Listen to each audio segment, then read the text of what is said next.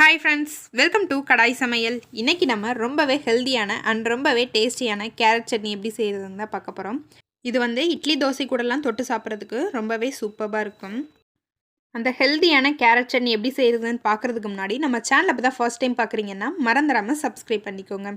அப்படியே பக்கத்தில் உள்ள பெல் ஐகானையும் ப்ரெஸ் பண்ணிக்கோங்க. அப்படின்னா தான் அடுத்தடுத்து போடக்கூடிய வீடியோஸ் எல்லாமே உங்களுக்கு தொடர்ந்து நோட்டிஃபிகேஷன் வரும். நீங்களும் வீடியோ மிஸ் பண்ணாமல் தொடர்ந்து பார்த்துட்டே இருக்கலாம். கேரட் சட்னி செய்கிறதுக்கு ஒரு கடாயில் தேவையான அளவு எண்ணெய் சூடு பண்ணிக்கலாம். எண்ணெய் சூடானதுக்கப்புறமா 1 டேபிள் ஸ்பூன் கடலைப்பருப்பு, கூடவே 1 டேபிள் ஸ்பூன் உளுந்தம்பருப்பு, இது ரெண்டும் லைட்டாக கலர் மாறி வர வரைக்கும் வதக்கி விட்டுக்கலாம்.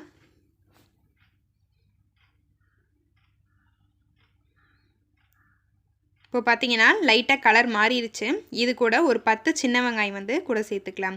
சின்ன வெங்காயத்துக்கு பதிலாக நீங்கள் 2 பெரிய வெங்காயம் கூட நறுக்கிட்டு கூட சேர்த்துக்கலாம். கூடவே 5 வரமிளகாய், 3 பல் பூண்டு, ஒரு சின்ன துண்டு இஞ்சி. இந்த சட்னிக்கு காரம் கொஞ்சம் கூடுதலாகவே சேர்த்துக்கோங்க. அப்போனா தான் அந்த கேரட்டில் உள்ள இனிப்பு டேஸ்ட் தெரியாமல் சட்னி நல்லா டேஸ்டியாக இருக்கும்.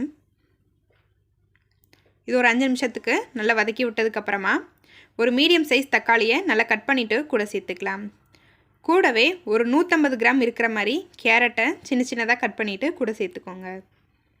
கூடவே கொஞ்சமாக கருவேப்பிலை இலைகள் சேர்த்துக்கலாம். இது சேர்க்குறனால சட்னி நல்ல மணமாகவும் நல்ல சுவையாகவும் இருக்கும். இது ஒரு 5 நிமிஷத்துக்கு நல்லா பச்சை ஸ்மெல் போகிற வரைக்கும் வதக்கி விட்டுக்கலாம். நிறைய பேருக்கு கேரட் வந்து சாம்பார்லேயோ இல்லை பொரியல் மாதிரி செஞ்சு கொடுத்தாலோ பிடிக்கவே பிடிக்காது. ஆனால் அந்த மாதிரி சட்னி செஞ்சு கொடுத்தீங்கன்னா உங்களுக்கு எந்த ஒரு வித்தியாசமுமே தெரியாது. ரொம்பவே டேஸ்டியாக இருக்கும். ரொம்பவே விரும்பியும் சாப்பிடுவாங்க.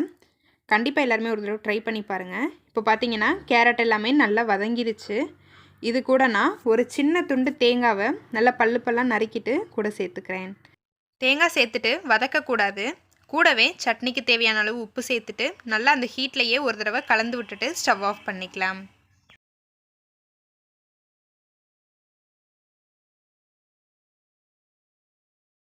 வெங்காயம் தக்காளி நல்லா ஆறுனதுக்கப்புறமா ஒரு மிக்ஸி ஜாருக்கு மாற்றி எடுத்துகிட்டு வந்தாச்சு. இதில் கொஞ்சமாக தண்ணி ஊற்றி நல்லா சட்னி பதத்துக்கு அரைச்சி எடுத்துகிட்டு வந்துடலாம். இப்போது சட்னியும் அரைச்சி எடுத்துகிட்டு வந்தாச்சு. அவ்வளோதான், ரொம்பவே சுவையான ரொம்பவே ஆரோக்கியமான கேரட் சட்னி தயாராகிடுச்சு.